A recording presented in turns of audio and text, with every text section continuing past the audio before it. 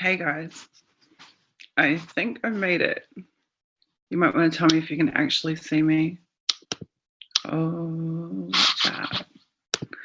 Yay, did I successfully avoid feedback? I think I did. Blake, you seem very excited. Okay, hold on one sec while I get my little pop-out chat going and whatnot.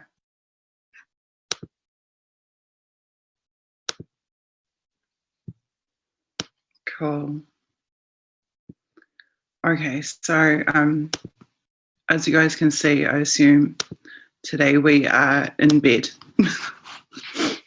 In fact, we might be getting a little bit more comfy as we speak.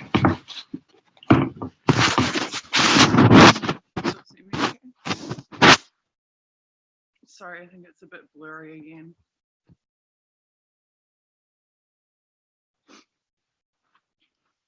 Okay, so let's try and fix that.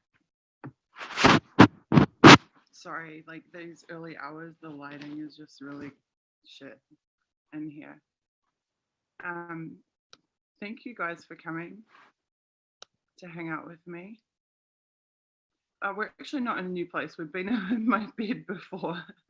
This is not our first time in my bed. It's just a slightly different angle. You can actually see like some artwork.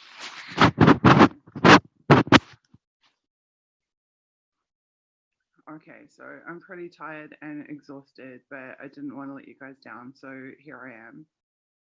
I made it better late than never. So I was going to have a little rant, but I'm not feeling the fire at this precise moment, so I guess we'll just go ahead with the doc analysis. You guys, can you see me okay?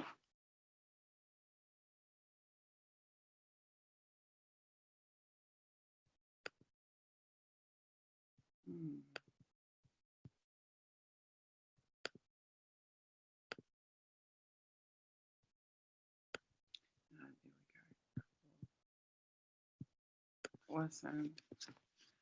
Okay, so who remembers what the last document? Oh, I'm sorry. I don't know where a headset is. I should try and find one probably. Okay, I'm going to screen share and find the documents and pick up where we left off last time.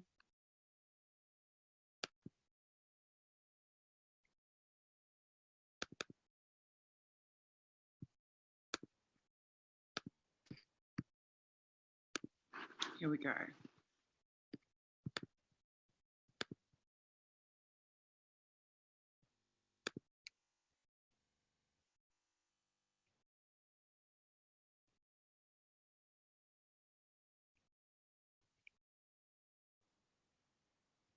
Right, so we did the Elenton text and defined. We did the Friedman presentation and Yakima.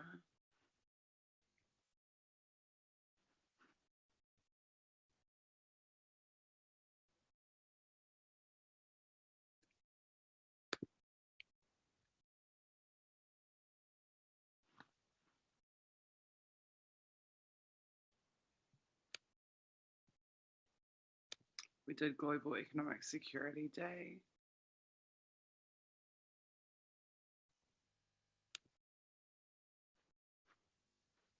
And we did the social network analysis because we wrote that one up.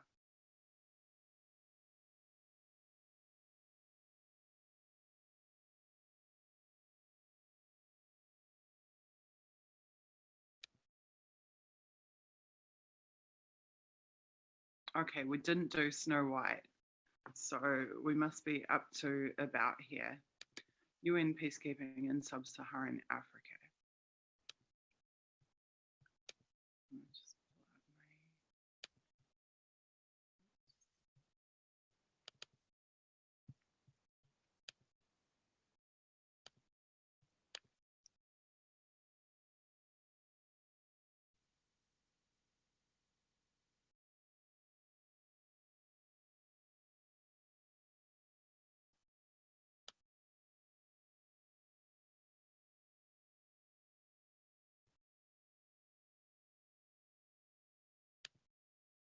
That's okay. I've actually wondered to myself what would happen if I fell asleep on live stream. It's probably more likely today than ever before, to be honest with you. It would be somewhat amusing to wake up and discover that I'd slept while broadcasting on YouTube.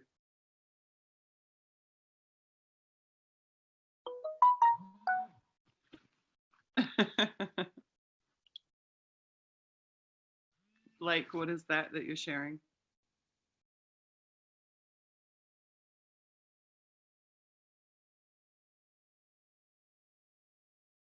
Have they already settled it? Like okay, let's have a quick look at this.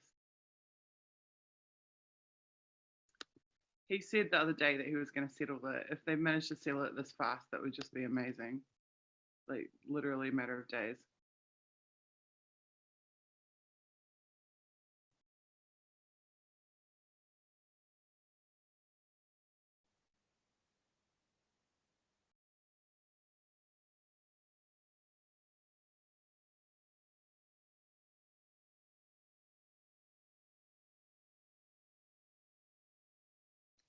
Hmm. Wow, that was very, very, very fast.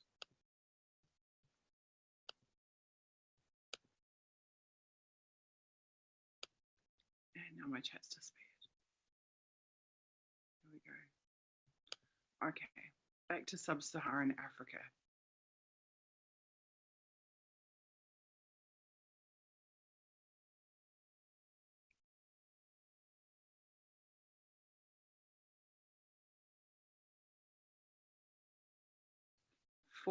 That's UN peacekeeping mission, so it won't cost that much.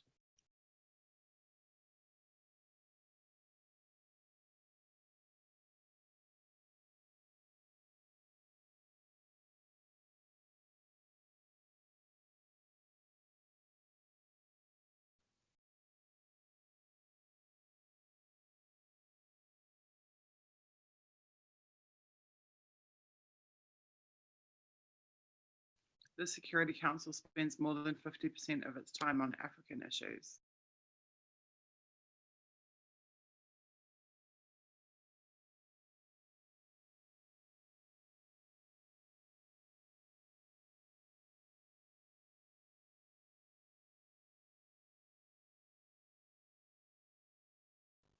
Mm.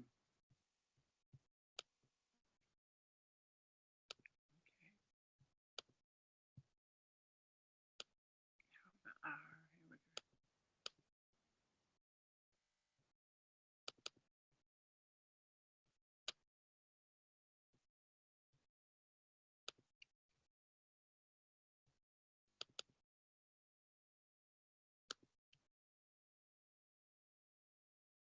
Technical Literature Award. That's interesting. Tech writing at the NSA has its own award.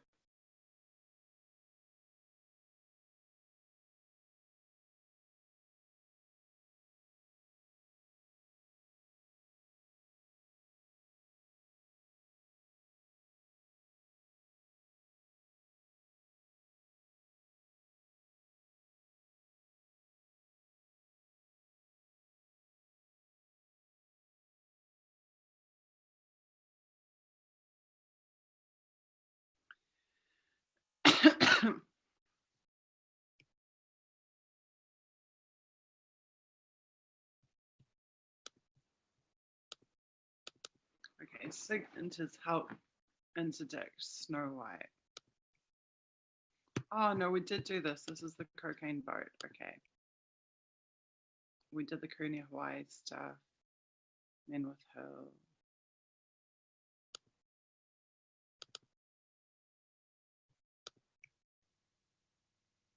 Target Development Services. So this is interesting. This is like the third division of the Target Analysis Center.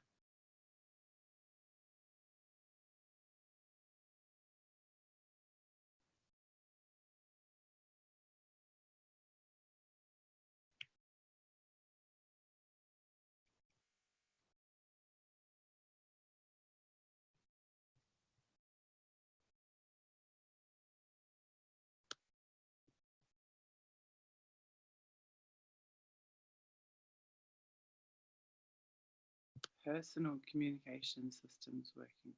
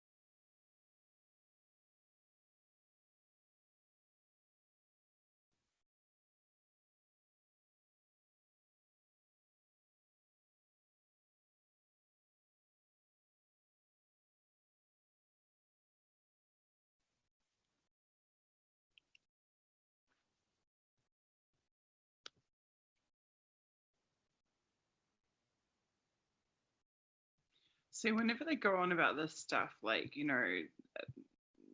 they're talking about their so-called successes, like Pakistan, terrorism, Bosnia, war criminals, um, Khalid Sheikh Mohammed capture, weapons of mass destruction. Um, I can never help but feel that like this is not the bulk of their work, and that there's a whole lot of stuff that they do that they don't want to brag about them doing.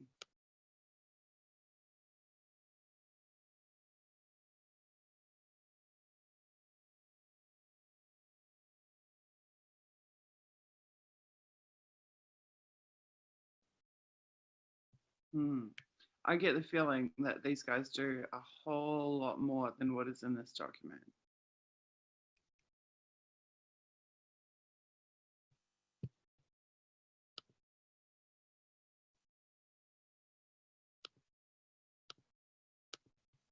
Sorry, Tristan. I'm unsure like how to go about, because I'm still kind of new to this whole like trying to do document analysis via stream thing. Like I know it's a bit boring actually for people because it's kind of like slow paced, and it's like every half an hour we find something that's really interesting, but the other 29 minutes are not particularly interesting to watch or to listen to.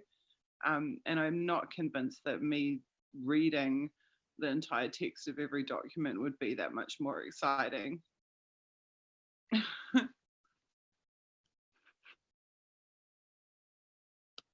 And I tend to skim them anyway because I have a fairly like good sense of what is gonna be useful and what's not.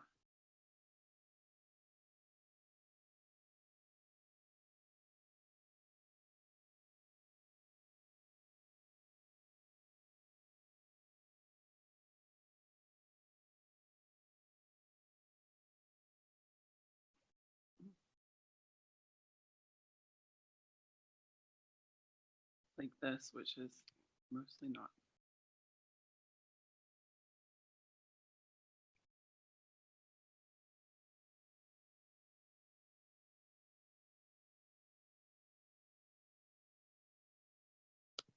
I'll tell you one interesting anecdote. Like when you read through these documents about Germany, you realize how much the NSA depends on Germany and how like deeply embedded the US is in Germany.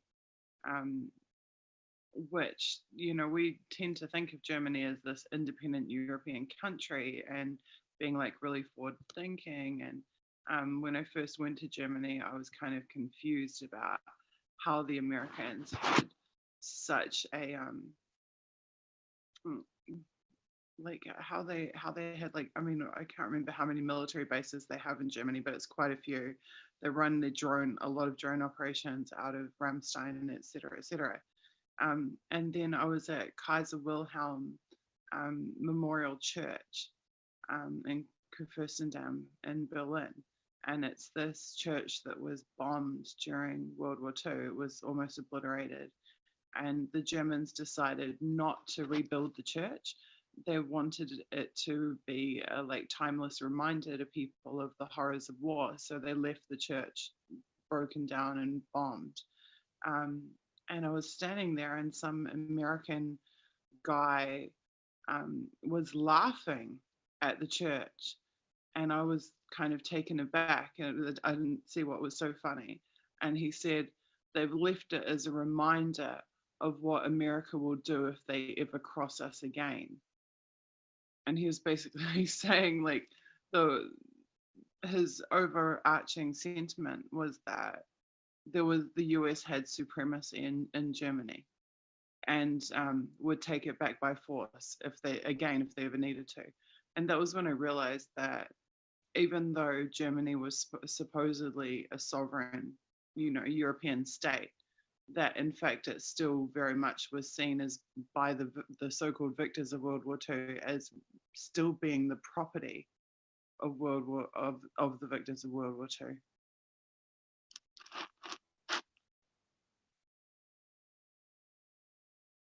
And also, I mean, another thing that was really confusing to me was the UK and Commonwealth relationship, and why the UK would allow Commonwealth nations to have US military bases on its soil. And then I discovered that the UK has 100 American military bases on its soil. And I couldn't work out why. Like, when did that happen? How is it that, yeah, you're completely right when you say Germany is still occupied. It really is still occupied. It totally is.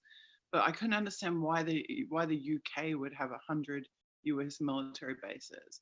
And then I discovered that also tracks back to World War II, also tracks back to when London was being like obliterated in the bombings, et cetera, et cetera, et cetera.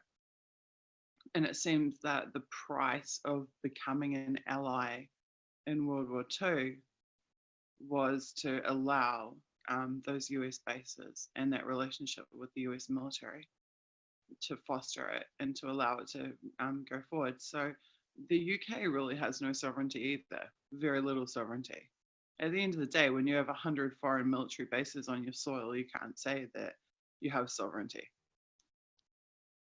And when you allow foreign military bases on your other territories, like Commonwealth territories.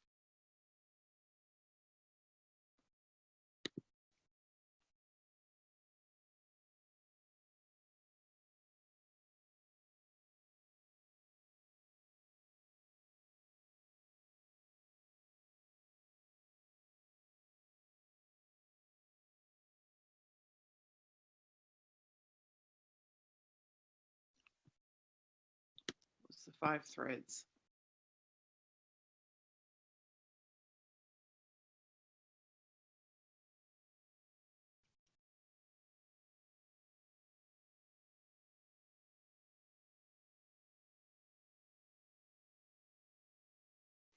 I'm not convinced that just do this is an attitude that I want anyone in the military to have. What is the 5 threads of information sharing?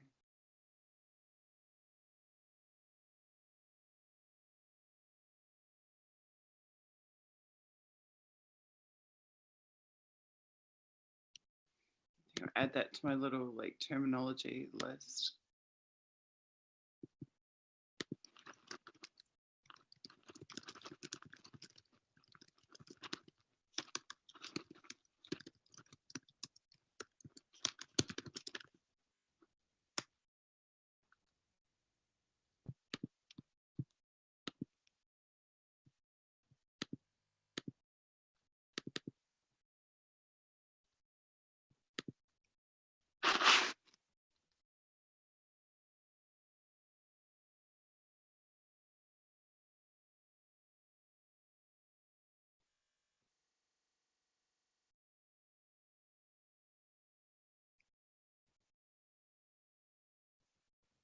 Yeah, we read this too. Okay.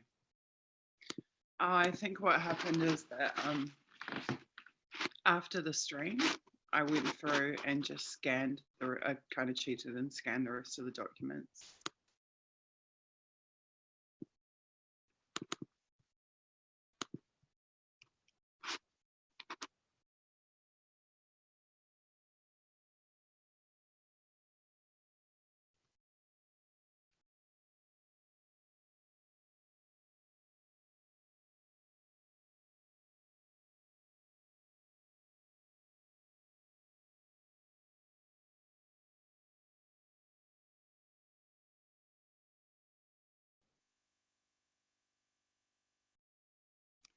Toffler Associates. Who wants to look up who Toffler Associates is?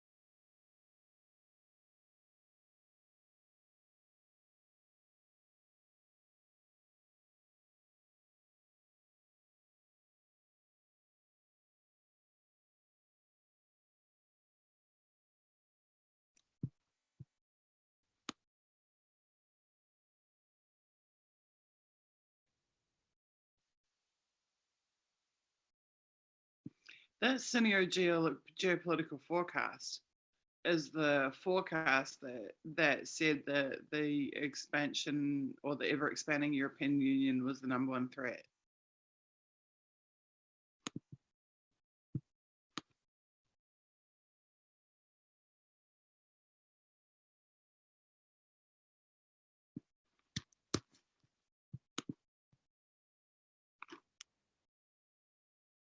Thank you. Who owns them, Tristan? Any familiar names?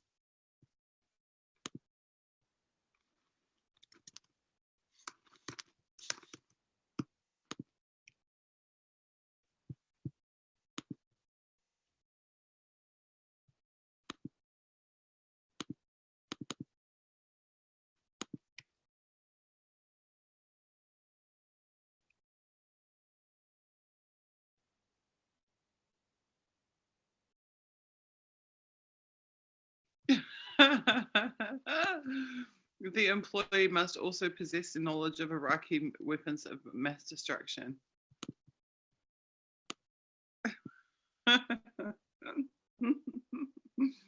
Hilarious. In order to be hired for the Iraq Survey Group vacancy, you must possess knowledge of Iraqi weapons of mass destruction.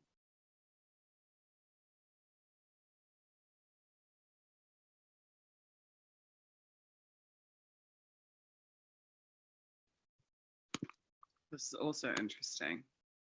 Non-attributable operation solutions. Now, why would they want WMD operations to be non-attributable?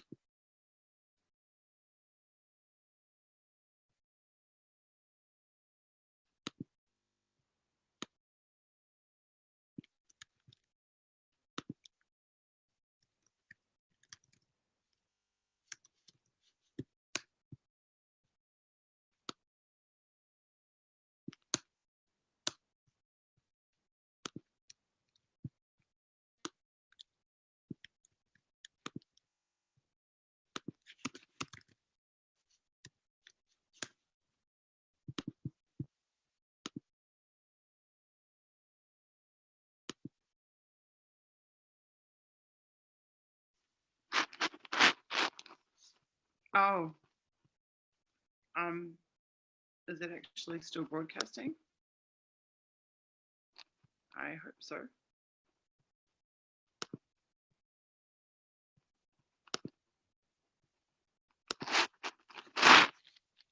Okay, let's see if that's better, Cockatoo. Maybe that fixed it for you, hopefully.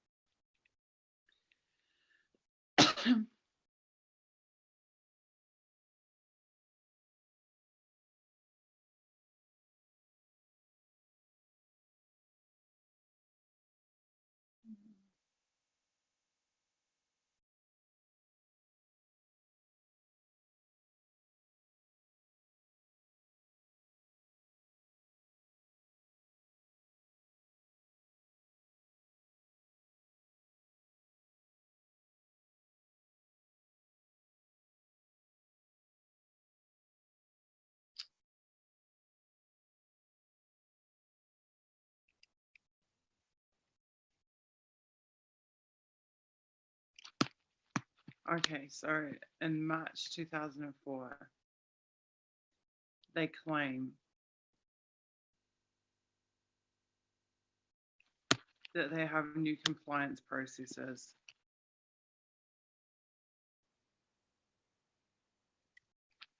for everybody.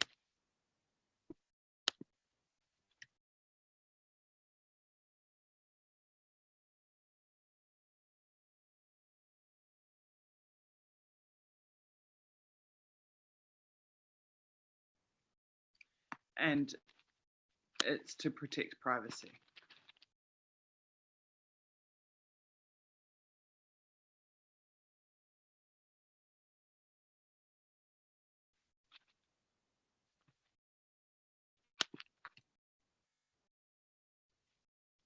So they supposedly introduced these new privacy protections.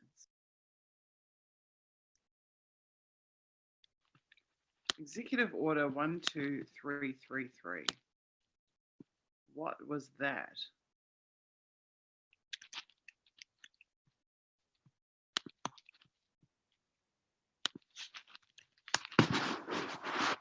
Blake, is it still frozen?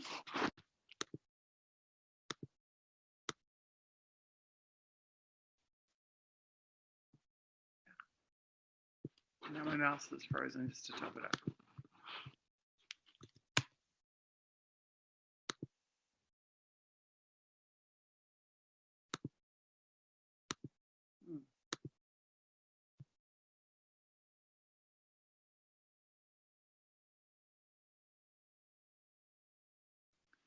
What?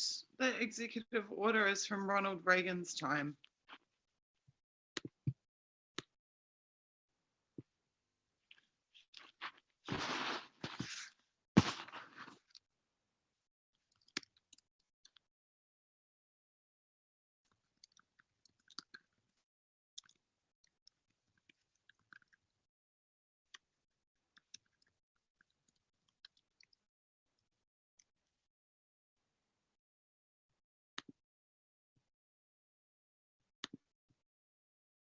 According to Zoom, I'm still live on YouTube.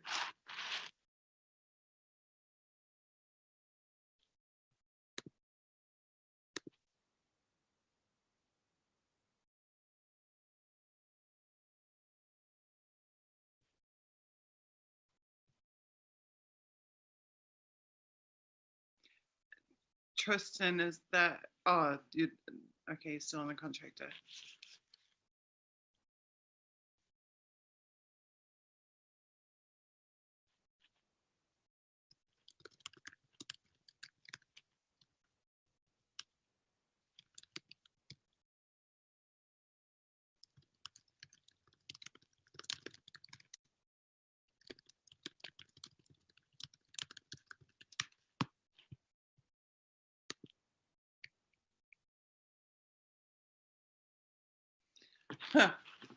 So it was Reagan's order to extend the powers and responsibilities of US intelligence agencies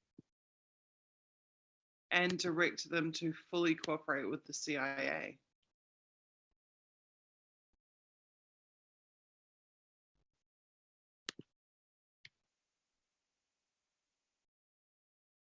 Interesting.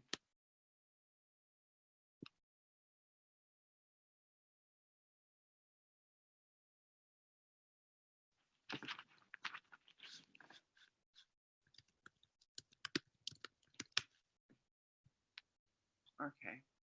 I think that's definitely one worth writing about.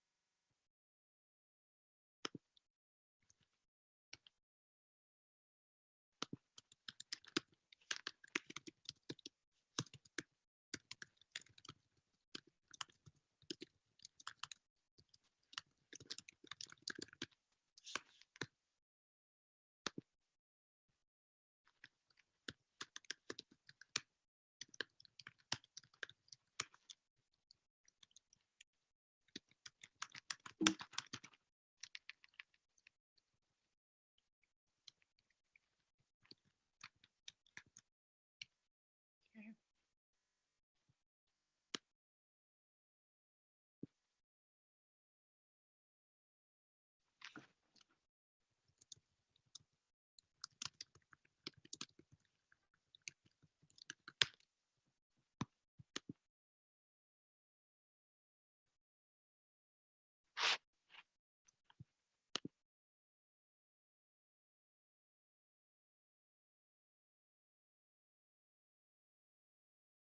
Okay, guys, you'll have to let me know if the videos come right now.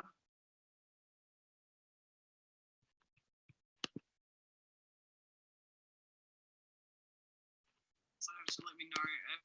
Oh, I can hear myself, so that's promising. The videos come right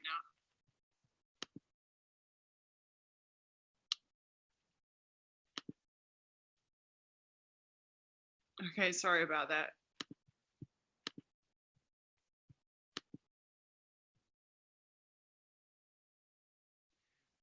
Right.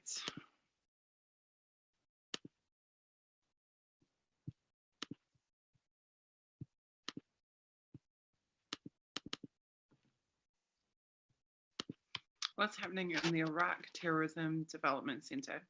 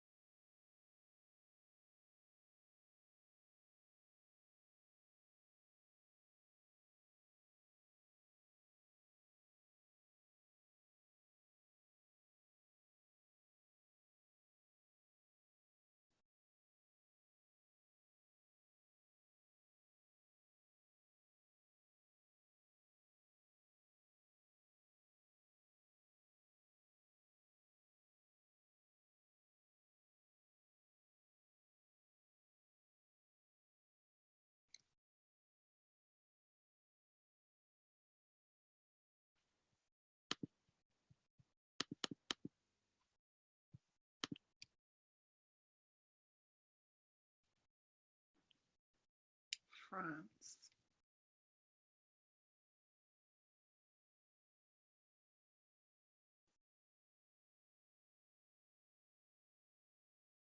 Ah, dispatched to Cuba during the Cuban Missile Crisis.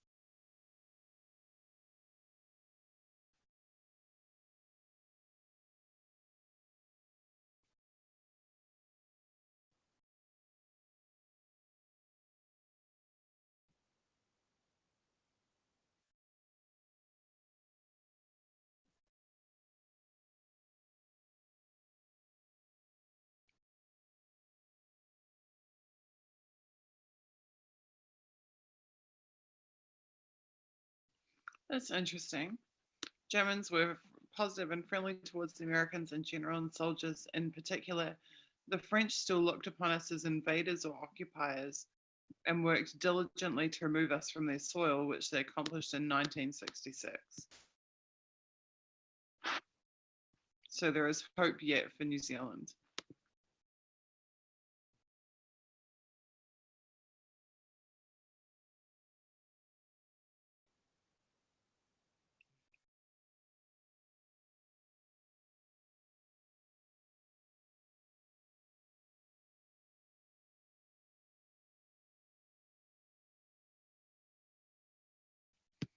Who is Audie Murphy?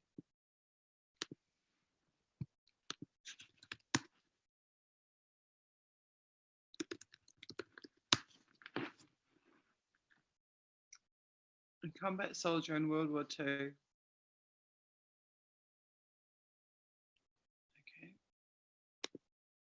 Who won a ton of medals.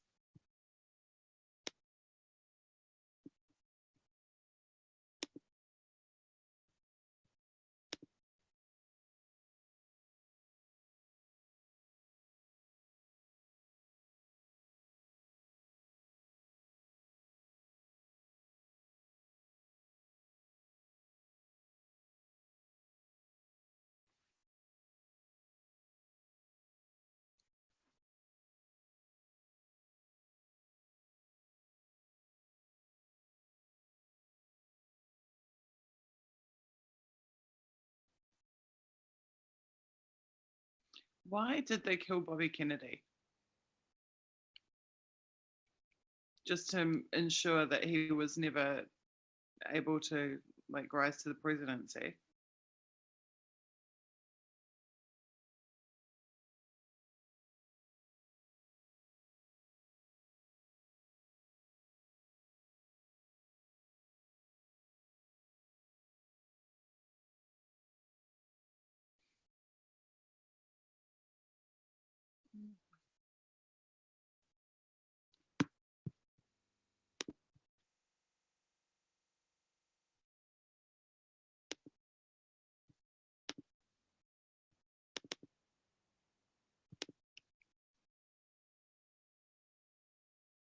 Mr. Charles Berlin, how ironic. Chief of Staff for Signals Intelligence Directorate.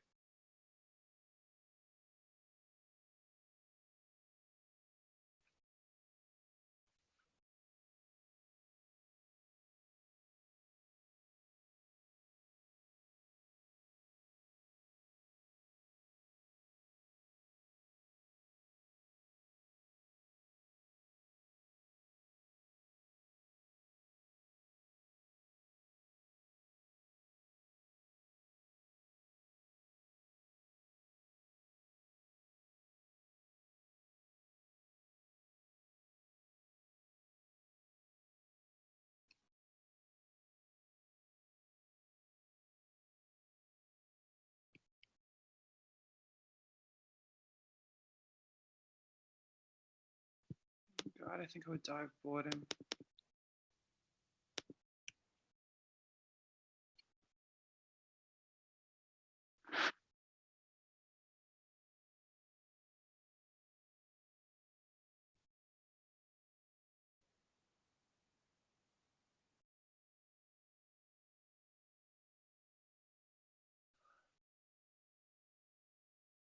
Now yawning on live stream is tragic.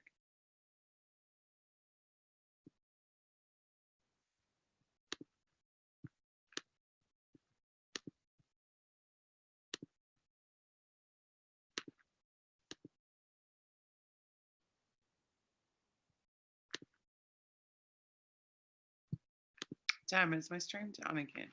Oh, what's going on?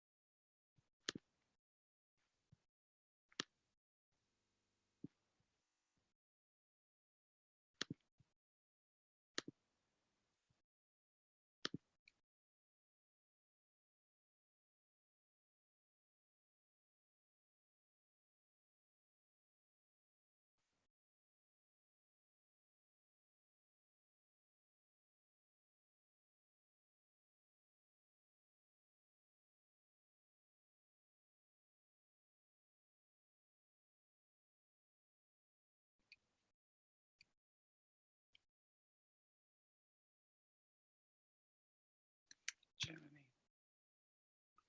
Germany again.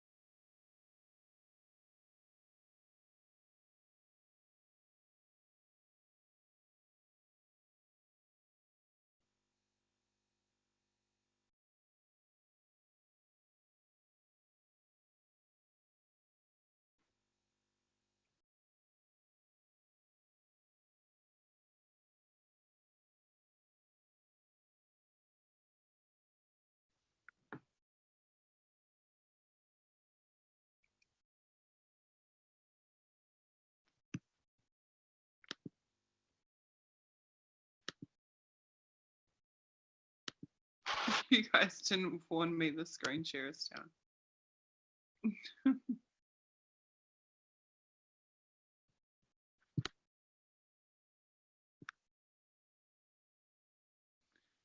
And my chat keeps dying.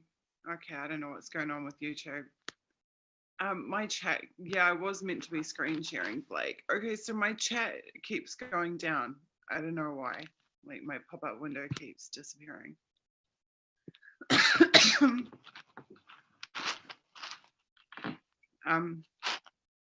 So you didn't miss too much there. I was just reading about the network something or another center, which is where they go for a network analysis center, which is where they go for exploit data. And yet again, they're just bragging about their like Iraqi and actually Venezuelan. They said that they had targeted a network related to Victor Chavez.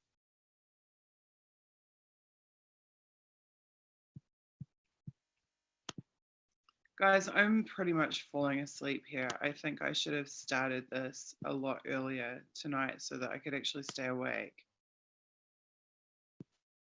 I might just have my little rant and then let you guys go.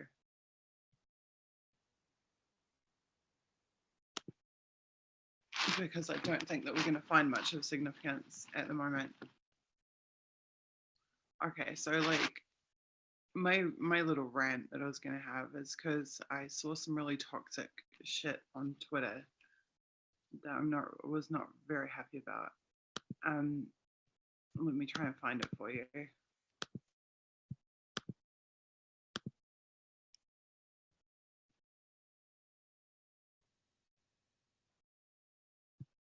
Okay, here we go. So this person followed me and they're like, oh hi, I run a security company. I want some information about joining Internet Party. And so I went and checked out their timeline, and the first thing I see is that they've like retweeted and liked this thread. And this thread is like someone complaining about whistleblowers' egos and how it distracts the public. Like we often hear, this has really been like, especially post Jakegate, people say they don't like rock stars, that whistleblowers shouldn't be rock stars, that like the personalities get in the way of the messages. And I've got a few thoughts about that. First of all, is look at who we do have for rock stars. Like, look at the so-called cultural icons that our kids grow up thinking are awesome, and that we as kids grew up thinking were awesome. They're like basically like vacuous, drug addicted, too scared to be political usually, God knows what, coming out of Hollywood and out of the music scene. Like obviously there are some exceptions in music, but like that would be like the John Lennons or whoever. But by and large, the rock stars that we do have in Western culture are not the type of people that we want our kids growing up to be like. So that's the first thing, is that I actually think whistleblowers are what we want our kids growing up to be like. But then, secondly, as we go back down through this thread,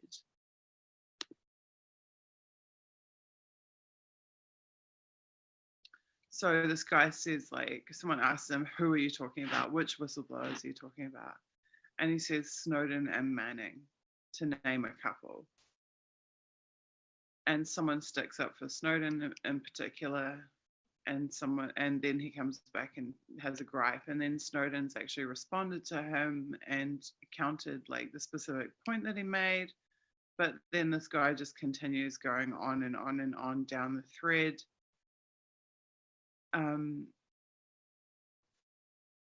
about basically how he thinks it's all about ego. And somewhere here is someone else is piping up about quotes, and the quotes thing is like what really got me. Like here, this guy's griping about Manning calling himself a network security expert. I think given what Manning did in the army, he probably is a network security expert and probably more qualified than most of these guys. Sure enough, this guy is like VP of research for Zimperium, which is like a Silicon Valley company, startup, etc., etc. Whereas somewhere down here, they are complaining, saying that they like groan every time they see a quote from Snowden and blah, blah, blah. I don't know, maybe I'm triggered, but I think the thing that really upset me about this thread is like, first of all, how much shit whistleblowers have to cop every day from people that couldn't like dream of mustering the resolve to do what the whistleblowers have done, and just heaping their ignorant opinions upon them. And then secondly, there seems to be this misnomer that whistleblowers who have a profile, who have like images of quotes from them or whatever, that they have this like dreamy existence where everything's hunky dory and they've got no problems in this life. And it just couldn't be any further from the truth. Like You look at like what's been happening to John Kiriakou, like they've literally been trying to kill him. Like he is still being targeted on a daily basis. You look at Snowden, the military will probably want to kill him for decades to come. Like you try and living with that kind of pressure. Like you try living with not knowing if you're going to be killed tomorrow or next week or next month. You try living with that degree of targeting, and then have people think that because there are quote images with your name on them, that you're all like, yeah, look at my awesome ego. What kind of ego are you supposed to have if you can be dead any day for having done the principled and moral thing? Like, that is not ego. Like, what I'm trying to say is the whistleblowers are living with the results of their efforts. They're living with it. They get like the short end of the stick, really. Like the public gains, the public benefits, but the whistleblower, like life is not rosy for them. Do people think that life is rosy for Julian in the embassy? Like seriously? Like I go stir crazy here after being inside for a week. I can't imagine what it's like after you've been inside for 5 years, for 6 years.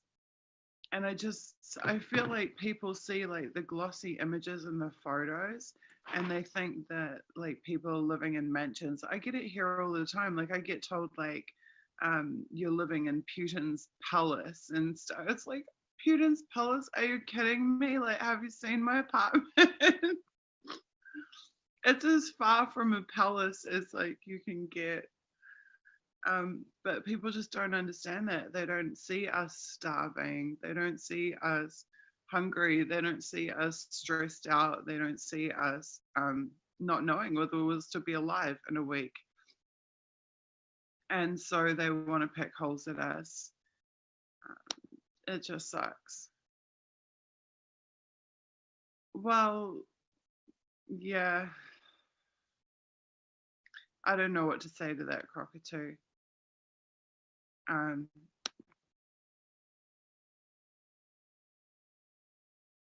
I think that fears, um, it's like this transition, this in life is an endless transition. I don't think that because somebody's fear was not realized that they won't then have another fear. I'm overtired and I feel like I'm not explaining myself very well at all. But the reality is different to the appearance. That's what I'm trying to say. And I'm just blown away when people just utterly lack compassion. And they lack compassion and they lack the smarts to see through the veneer. And I'm amazed, especially Mr. Vice President of Research or whatever. You'd think he'd have the two brain cells required to rub together and realize that maybe life isn't peachy just because you have, glossy photos of you or whatever. That actually maybe life is still a massive struggle. And more so for the whistleblowers than for, your regular person who can at least take a few things for granted. Like there are like chronic hardships that I've been going through with my immediate. I don't even like referencing them. I don't even like saying and my kids. There are massive hardships that we've been going through that I cannot even talk about because they will just be exploited. Like any fracture, any sign of weakness is immediately exploited by the same people that did this to us in the first place. So there is stuff that we go through that I can't even begin to talk about in a public forum. And I can guarantee you it will be the same for Julian, and it will be the same for Ed. There will be hardships that they cannot talk about and will not talk about. And I mean, this is not meant to be a pity party, but this is just meant to be like me expressing that these people who like sit in their lofty Silicon Valley positions and throw stones need to wake up. It's really despicable, to be honest with you. And I mean, half of it is that I think whistleblowers don't talk about the suffering side of it because they don't want to deter other people.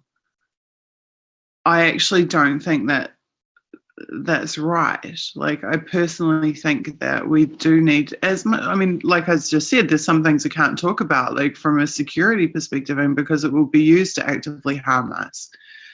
But at the same time, I think whistleblowers deserve to be rock stars, but that they should also allow, as much as possible, they should allow the real to shine through. Because I think people need to see, they need to see the real. It's like the yin and the yang. Like, the thing is that for all those, like, or for all the suffering that I was just trying to allude to, it's still worth it. I'd still do it. I still wouldn't do anything differently. There's like cruel, horrible aspects to it, but I would still not do anything differently. And I know Julian wouldn't do anything differently, and Ed said he wouldn't do anything differently. You still make the right decision, even if it's hard. But I think that we need to give people a more real picture of what is going on for us, because I think right now they don't know the reality. They don't see it. I also think, like, maybe in time some of it will start to come out as well, maybe in the future.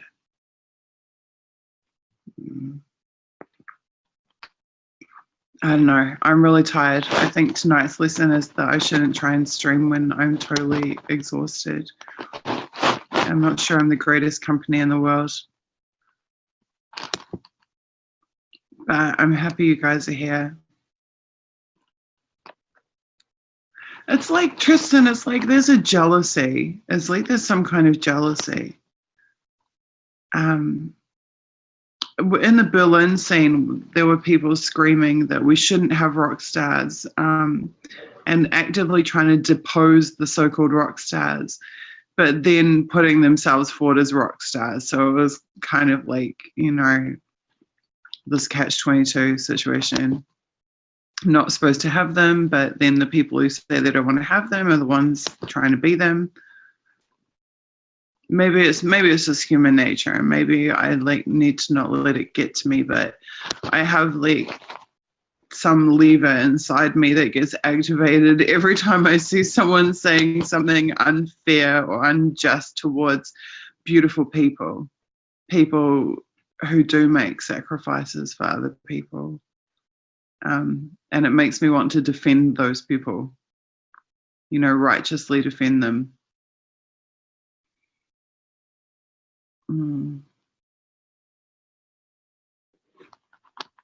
Blake, are you still with us?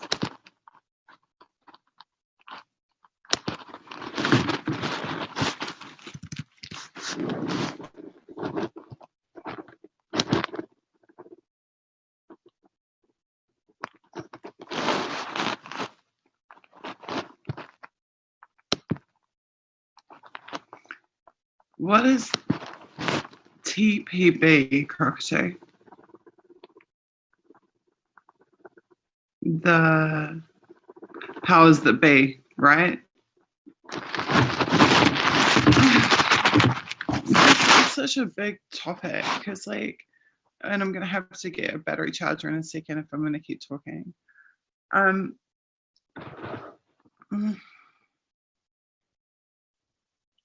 At some point during Occupy, let me just pop my chat out again so I can talk properly.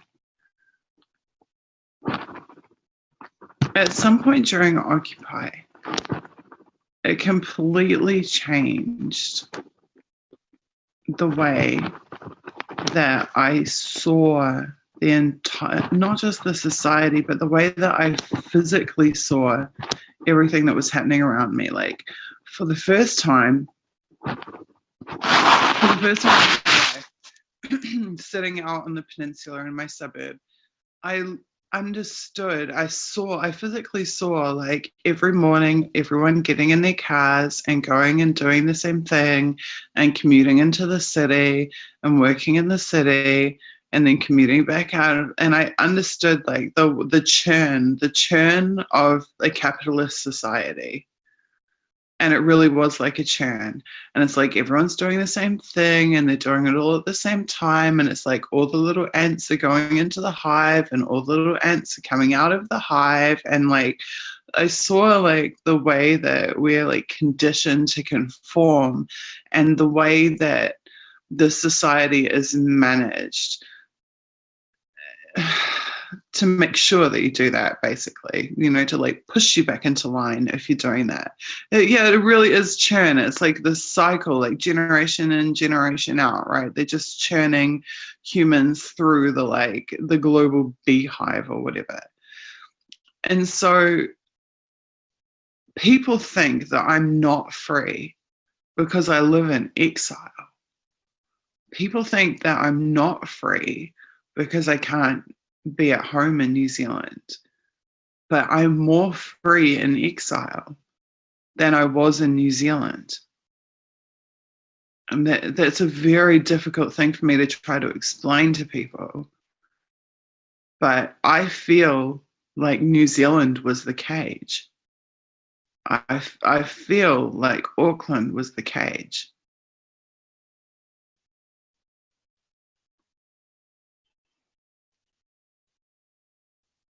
Sometimes your confinement can free you. Does that make sense at all? I'm not sure if it does.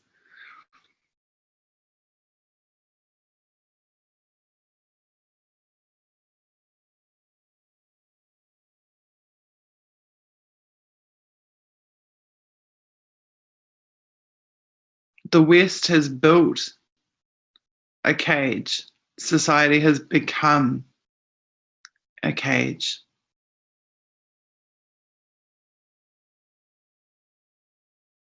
And while obviously some people do manage to live differently and live outside of that. Like I have friends in New Zealand who certainly do. But by and large, and especially if you're a targeted person, if you're a targeted individual, as they call them, there is no freedom there. There is no freedom.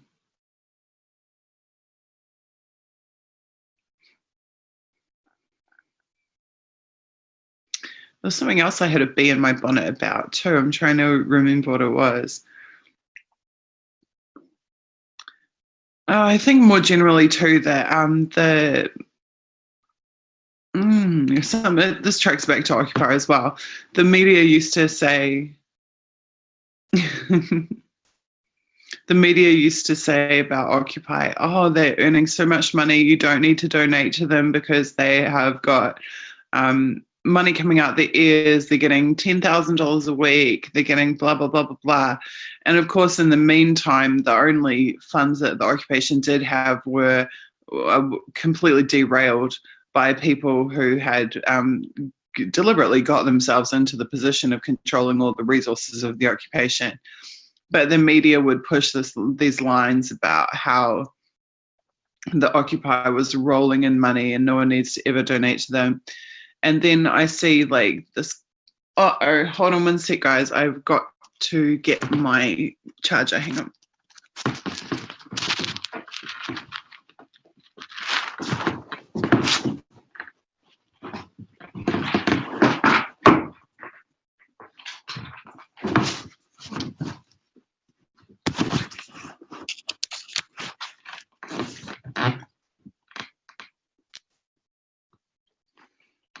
Okay.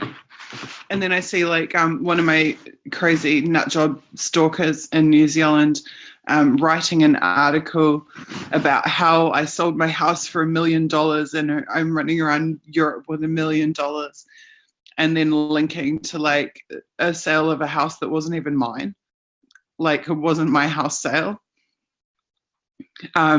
just to give people the impression that like I'm rolling in cash when it's the complete opposite of the truth. And then you see the same thing about WikiLeaks and having however many billion or million in donations, and then you see like the same thing about Ed's like earning so much money from speaking fees is going to be rolling in it forever, and on and on and on and on and on. And it seems that whoever they are pushing these lines about, it's like they're trying to dissuade people from contributing to them, from contributing to the defence funds and donating to them. And that's always a really telltale sign for me, because they pressure the targets financially. They go to extreme lengths to pressure the targets financially. They'll do absolutely everything they can to keep you broke and starving. So whenever you see the media coverage that's like XYZ whistleblower or target has so much money, it's like always a sure like telltale sign that it's the total opposite.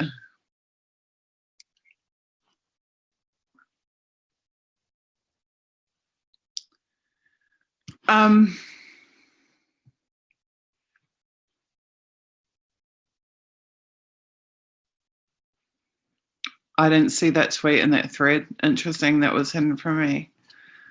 I don't think that any of the whistleblowers have gone diva. I think that they massively understate the hardship that they're facing across the board. I think that they go to great lengths to convince people that they are okay and that they're strong. I mean, they are strong, don't get me wrong. They are strong, but I think that they go to great lengths to understate what they suffer and what they go through. That's my personal opinion. In my experience, I think that's the opposite of going diva.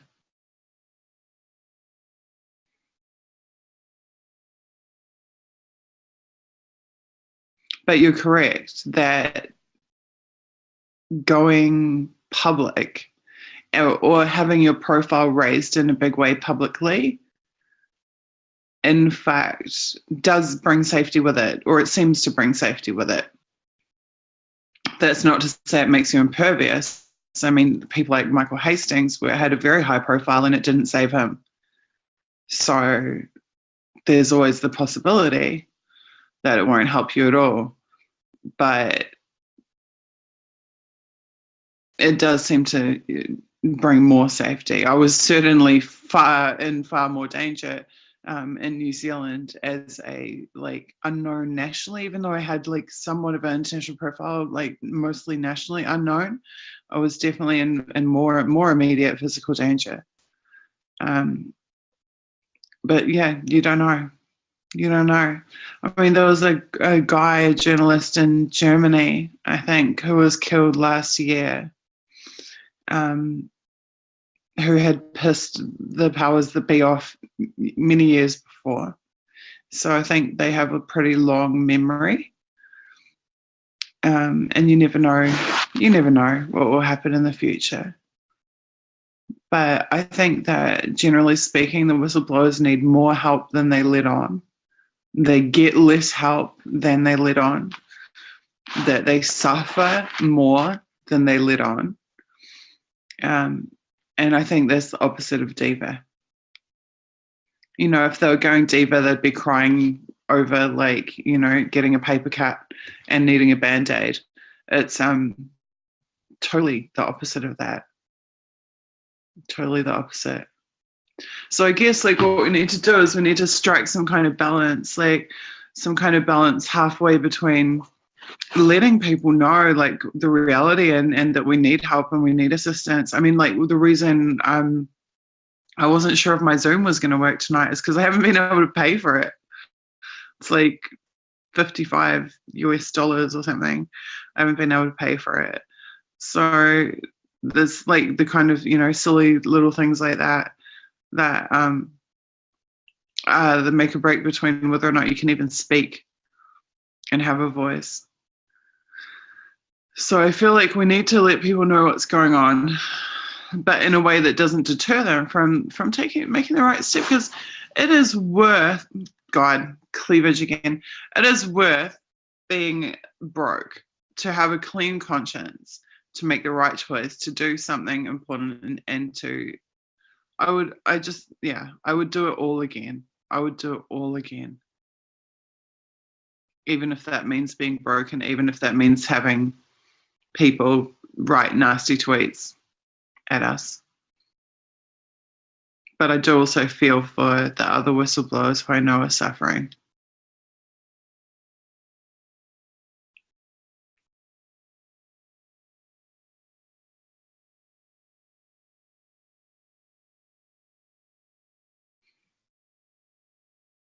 Okay, do you guys have anything that you want to talk to me about or ask me before I go and get some sleep? Desperately needed sleep. Had what point of view, Matt?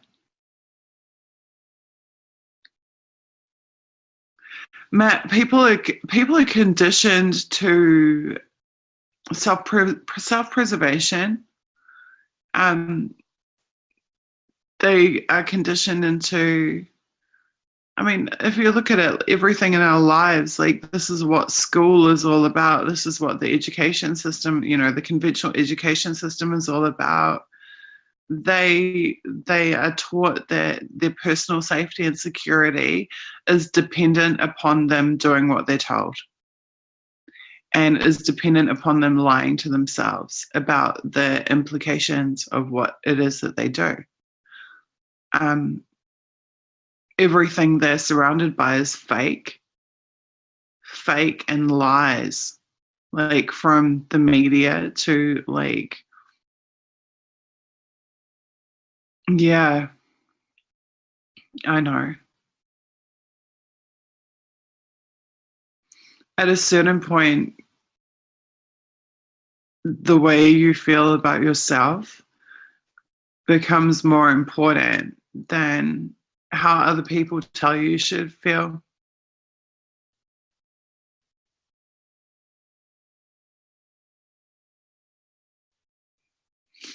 Thank you, Tristan.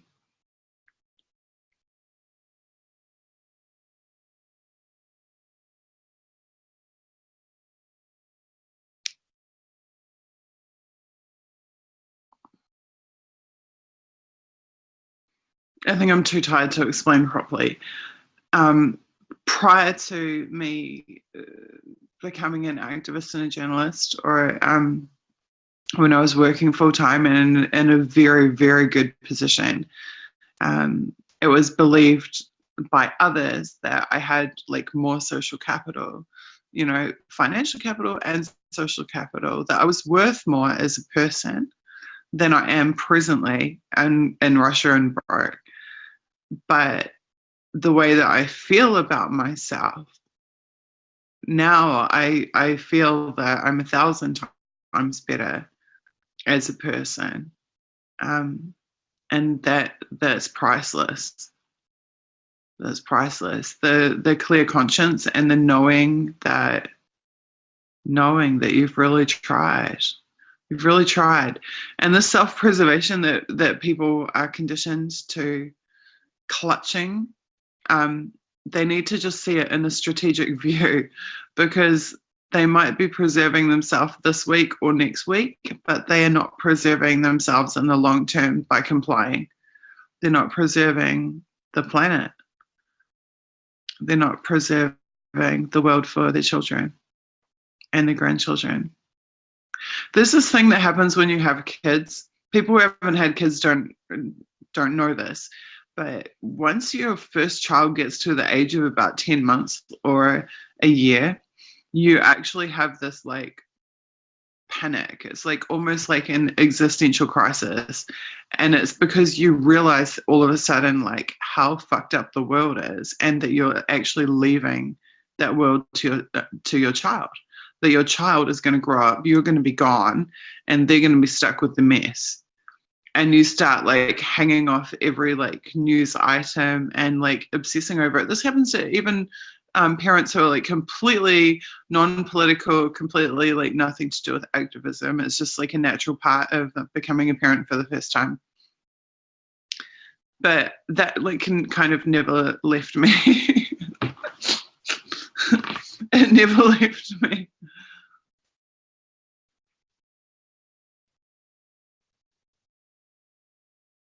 Totally good, Matt, because you feel totally responsible for it. You're like, how have we, all of us adults, how have we let it get to this point? And how we let it get to this point is by just cashing that paycheck every week, getting in that car, driving into the city, doing another day of work, driving back out of the city, waiting for the weekend, going to a nightclub. Like this is it. This is following the pattern, the established pattern that has been like set out for us as like how we're supposed to live. Like that's how we have let the planet slip. That's how we have lost control. That's how everything has been poisoned. Is by being that worker bee, being that drone, doing what everyone else does. We have to combat the conformity.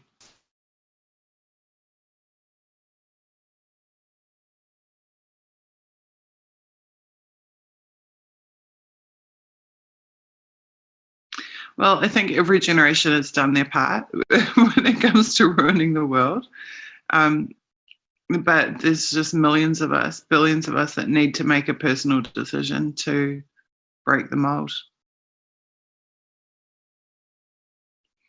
And I just also like to put, like, to be fair, there's like 100 things that I need to change about myself as well. There is like, please don't think that I am like, oh, look at me, I'm a perfect saint, because it's not true. Like, I still use Google products, like not universally use them, but in some cases, like there are things that I need to change as well. We all do. Telling people is a start, Matt. I mean, there's been a lot of waking up going on over the last 5 or 6 years, particularly, in my opinion. But we have to give them pathways for change. We really have to give them ways forward. And that's difficult at the moment. We have some in terms of tech, but this is something that I've been thinking a lot about, because in New Zealand we managed to wake up the whole country. We managed to have the whole country marching, and we still didn't manage to make change. So we have to find like what really does make change, because just protesting is clearly not working. There has to be something else. There has to be something beyond just protest. I don't know what that is yet, but hopefully we'll get there. Okay, guys.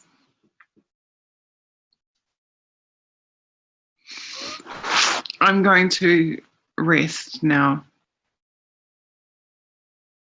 Thank you for being here.